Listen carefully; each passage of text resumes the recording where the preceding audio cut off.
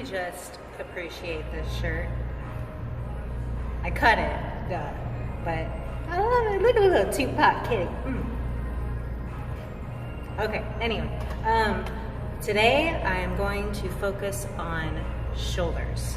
So I like to do a lot of high volume exercises on my shoulders. High volume meaning we're going super heavy weight, really as heavy as I can, pushing as heavy as I can. Yeah, as heavy as I can. And we're going for 6 to 10 reps because I'm trying to make them big. That way they give the illusion of my waist being smaller. It's a trick. And it's a good trick. It actually works. But a lot of times I see people just focusing on their medial delt, which is the side of the shoulder. We want nice, well-rounded shoulders. So we also have to do some front delt and some rear delt.